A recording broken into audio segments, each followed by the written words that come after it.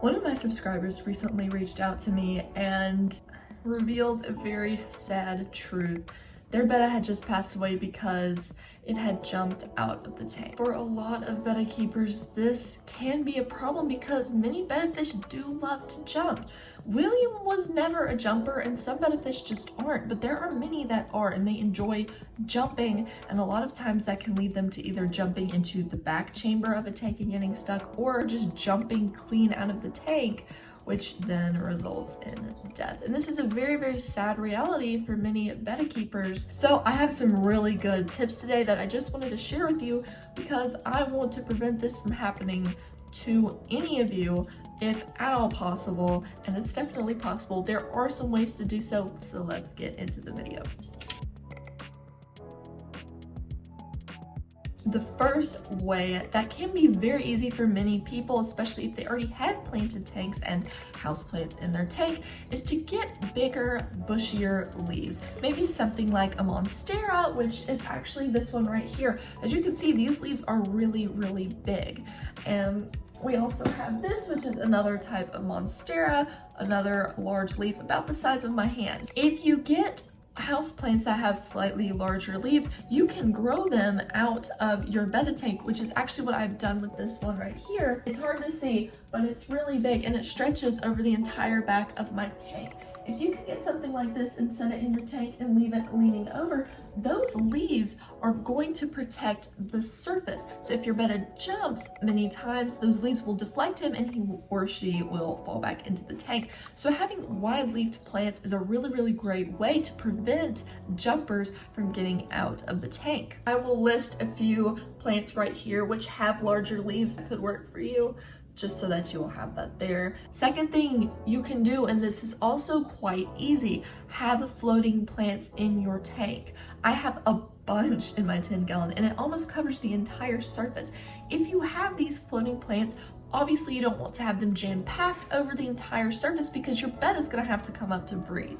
So he's gonna have to have little pockets where there is air, but if 60 to 70% of the surface is covered in floaters, which honestly you will see a lot of times Betta fish keepers just have this in their tank anyway because it's gorgeous, it's functional. Bettas also love to build their bubble nests in there, but I digress. If you have floating plants on the surface, your Betta's gonna have less of a chance to just jump out because the plant's there. So as long as you have pockets of air where he can breathe, but not necessarily yeet himself out of the tank, that is going to work to your advantage really quite well, and it's a fairly inexpensive way to do so. The larger leafed floating plants are going to probably be more beneficial in this area. I do recommend frog bit if you want this, or giant duckweed. It's not the same as duckweed, it looks a little bit more like a mini version of frog bit. Those two are really good, and I haven't really had much of a problem keeping them in my tank, especially the giant duckweed. It does really, really well. If you can't find this in your store, maybe ask a fellow fish keeper. A lot of times they'll have some and they will be willing to sell you or give you some pieces. Number 3, keep your water level low. And I know a lot of people, sometimes even for those with jumpers, a lower water level isn't gonna cut it. But for some of the jumpers that aren't quite as athletic, shall we say, lowering the water level is all you'll really need to do. It's what I do in my tanks. I usually keep about 1 to 2 inches from the surface of the water to the top of my tank. And because I'm completely lidless as well, it just makes me feel better. Tip number 4, you can create a lid for your tank out of plastic mesh. It can go by the name of gardening wire or plastic gardening wire. It doesn't need to be made out of actual metal. Go for the plastic one, but it needs to be rigid. I will leave a link in the description, but look for one that is rigid. I would recommend checking Home Depot, maybe Lowe's, because a lot of times you can buy that kind of stuff there if you don't want to buy it online, and then you can test the rigidity of it. A lot of tanks will have kind of that shelf on the inside. I know my 10-gallon does, so all you have to do is really cut it to size, stick it in there, and because it is mesh, it's going to allow everything to breathe. So technically it's like you don't have a lid at all. You can also use it to hold plants. You can stick smaller stems of plants down in there so so it can do that.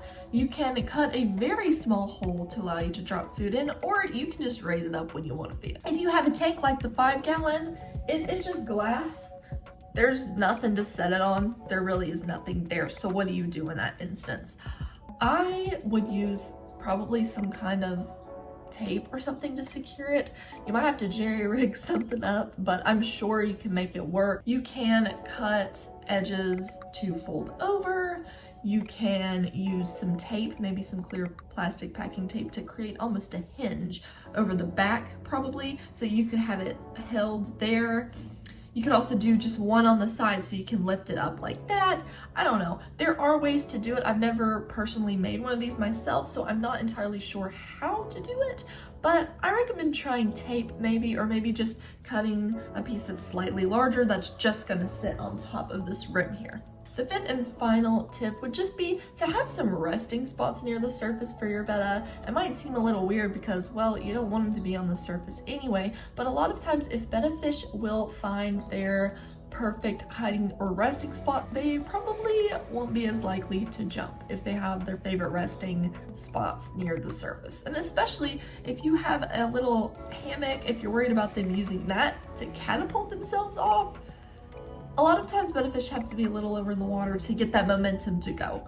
If you have a leaf hammock, let's say, and you only have about that much water, they're just going to be able to kind of lay on there. They really can't get any air, so I wouldn't worry too much about it in that aspect. So that is in my 5 favorite tips for keeping jumpers from jumping out of the tank. I hope this works, and I hope this helps you. If you have any other tips, if you've had a jumper before and you found a way to prevent it, let us know in the comments. I want us all to share, to talk. This is a place for experienced and beginner betta parents to talk and to connect, so feel free to use the comments to talk with one another. Or you can join my free Facebook group. It is private. It is a growing community of betta fish parents like yourself who just want to learn and ask questions in a free, bully-free zone. I hope you have a wonderful day. Feel free to put your stories in the comments as well. I love hearing from you, and I will see you in the next video.